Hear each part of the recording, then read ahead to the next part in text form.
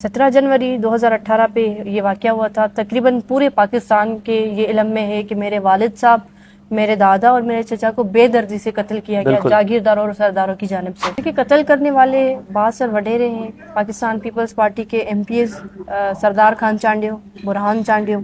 अच्छा, तो ये इसलिए हुआ वाक़या कि मेरे वालिद साहब ने सरदाराना निज़ाम को चैलेंज किया। तो ये खतरा था कि हमारी सियासत भी डूब रही है, हमारी सरदारी भी डूब रही है।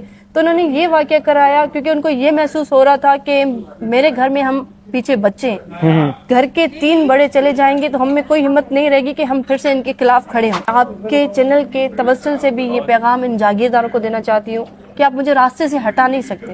अगर हटाना है तो गोली मार दें, बाकी सरदाराना निजाम के खिलाफ जब तक जिंदा हूँ मैं लड़ती रहूंगी। जो केस है वो एविडेंस के स्टेज पे है। मेरा तो बचपन इस केस में चला गया, अब मेरी जवानी गुजर रही है, पर आज तक इंसाफ नहीं हो पाया। बिस्मिल्लाहिर्रहमानिर्रहीम। मैं हूं हारिस भट्टी। मेरे साथ पाकिस्तान की बहादुर बेटी, सिंध की बहादुर बेटी उम्मे रुबाब चांडिया मौजूद हैं। अपने बाप, अपने दादा, अपने चचा के कातिलों को गिरफ्तार करवाने के लिए दिन रात कोशिशें करती रहती हैं, मेहनत करती रहती हैं, और इवन कि इनको ख़तरात भी हैं, इनको थ्रेट भी हैं, उसके बावजूद अदालतों में आना जाना, पेश होना, और अब तकरीबन केस क्लोज़ होने के करीब है। और उम्मीद है कि इनके बाप के जो कातिल हैं, इनके दादा, इनके चचा के कातिल पकड़े जाएंगे। अस्सलाम वालेकुम। वालेकुम अस्सलाम। अव्वल तो आपको लाहौर में खुश आमदीद। पंजाब में कैसा लगा लाहौर आके आपको? बहुत शुक्रिया, लाहौर वासियों का शुक्रिया अदा करती हूँ कि जिन्होंने इस इवेंट में मुझे बुलाया और खास दावत दी कि मैं अपनी फरियाद यहाँ पे भी कर सकूँ और अपनी आवाज़ बुलंद कर सकूँ जो कि जागीरदाराना निज़ाम के खिलाफ है। यकीनन पंजाब तो तकरीबन आज़ाद ही है इस जागीरदाराना सरदाराना निज़ाम से, बाकी सिंध और बलूचिस्तान में ये बर्बरियत अभी भी बाकी है। 17 जनवरी 2018 पे ये वाक़या हुआ था। तकरीबन पूरे पाकिस्तान के ये इल्म में है कि मेरे वालिद साहब, मेरे दादा और मेरे चचा को बेदर्दी से कत्ल किया गया जागीरदारों और सरदारों की जानिब से। मैं ये जंग लड़ रही हूँ और ये केस फ़कत मेरा केस नहीं, अब हर घर, सिंध के हर एक घर का ये केस बन चुका है। इस पे तबसरे होते हैं, हर एक इंसान को, सिंध के अवाम को ये एक उनका सवाल है कि मेरे बाप को कब इंसाफ मिलेगा। क्योंकि सिंध में ये पहला वाक़या नहीं है, काफ़ी ये वाक़यात हो चुके हैं कि लोगों को कत्ल कराना, लोगों के हक खाना, ये सरदार हम पे काफ़ी टाइम से मुसल्लत हैं। उम्मे रुबाब, मसला क्या था? अगर थोड़ा बैकग्राउंड पे जाया जाए, बताना चाहेंगी इन शॉर्ट कि क्यों कत्ल किया, कत्ल करने वाले लोग कौन है? देखिए, कत्ल करने वाले बासर वडेरे हैं पाकिस्तान पीपल्स पार्टी के MPs सरदार खान चांडियो, बुरहान चांडियो। और ये वजह ये थी इन कत्ल के पीछे कि मेरे वालिद साहब पढ़े लिखे इंसान थे। सिंध में ये एक बड़ा नासूर है कि सरदार वडेरे ये चाहते हैं कि जिसको हम चाहें आप उनको वोट करें, आप हमारे इशारों पे उठे बैठे, अगर सिंपल वर्ड्स में कहना बिल्कुल ठीक है, बिल्कुल। तो इनकी ये मेंटलिटी है, ये अपनी ट्राइब के लोगों की कोई इज्जत नहीं करते। अब जब से मैं खड़ी हूँ तब से आप अगर देखें तो कोई एक उनमें भी एक उम्मीद जागी है। अच्छा, तो ये इसलिए हुआ वाक़या कि मेरे वालिद साहब ने सरदाराना निज़ाम को चैलेंज किया और वो इस वजह से खिलाफ खड़े हुए कि ये सरदार जब फैसला करते हैं तो ये तकरीबन बायस होकर फैसला करते हैं, और ये जब फैसला करते हैं तो ये परसेंटेज रखते हैं, अपनी औताक का खर्चा निकालते हैं। तो मेरे बाबा ने उनसे सवाल किया कि जो लोग आपके पास इंसाफ के लिए आ रहे हैं, आप उनके साथ इंसाफ तो नहीं कर पा रहे, पर आप उनके साथ नाइंसाफी कर रहे हैं कि आप उनसे परसेंटेज ले रहे हैं, अच्छा, अपना खर्चा ले रहे हैं।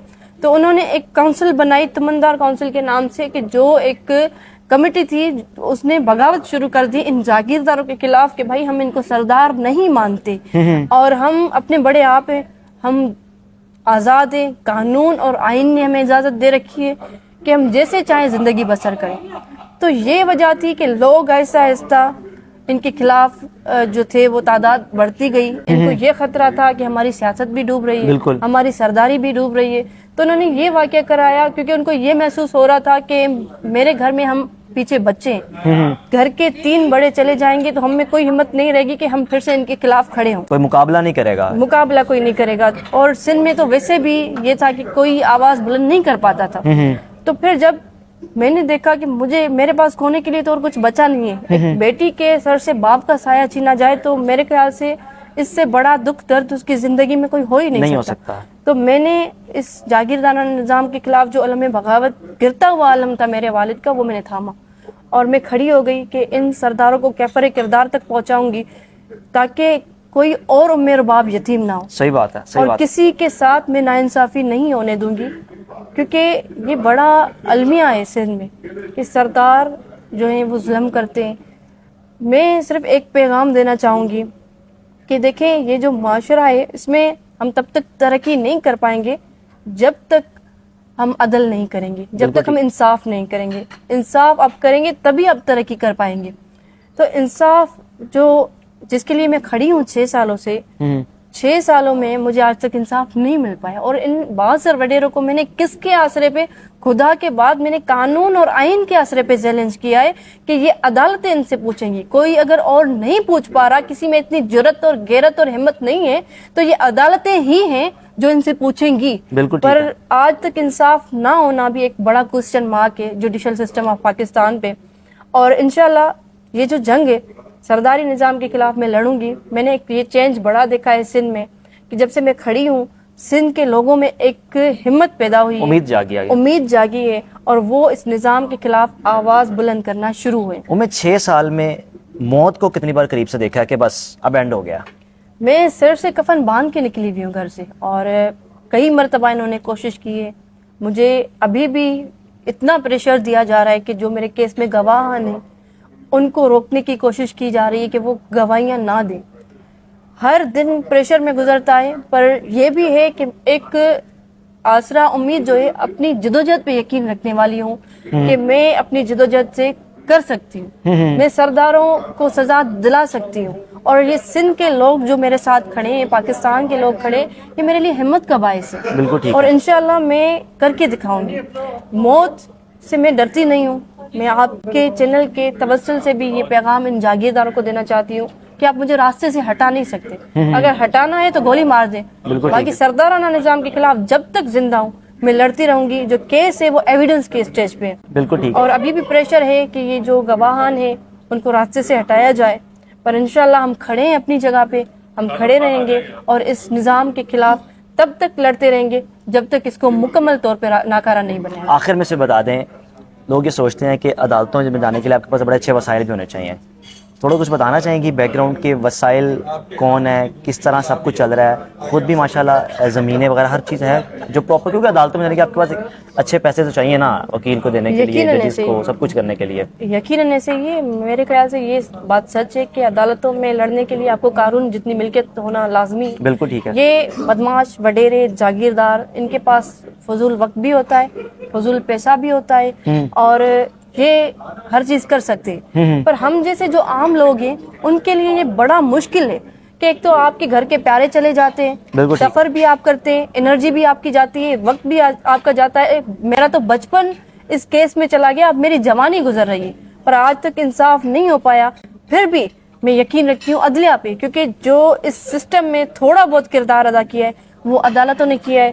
جہاں تک اپنے وسائل کی بات پوچھی, قرآن پاک میں یہ ایک چیز واضح ہے کہ ہمیشہ کمزور کو شکست, طاقتور کو جو شکست دی ہے وہ کمزور نے دی ہے. بالکل ٹھیک ہے. اور اللہ کی ذات میرے ساتھ کھڑی ہے. میں سمجھتی ہوں میرے والد صاحب شہید ہیں, ان کی دعائیں میرے ساتھ ہیں, میری فیملی کی دعائیں میرے ساتھ ہیں, کیونکہ میرے گھر میں چھوٹی میرے چچا کی بیٹی ان سے لے کر بڑوں تک جو بھی ہیں سب یتیم ہیں. میرے دادا کو قتل کیا گیا, میرے چاچا کو قتل کیا گیا, میرے بابا کو قتل کیا گیا. ہم میں سے کسی کے سر پہ باپ کا سایہ نہیں چھوڑا گیا. تو یقیناً مظلوم کے ساتھ خدا کی ذات بھی ہوتی ہے. ہم لڑ رہے ہیں, آخری دم تک لڑیں گے, پیچھے نہیں ہٹیں گے انشاءاللہ. مجھے امید ہے, اور میں یہ پیغام بھی دینا چاہتی ہوں سب کو کہ خدا را ایک دوسرے کی آواز بنے.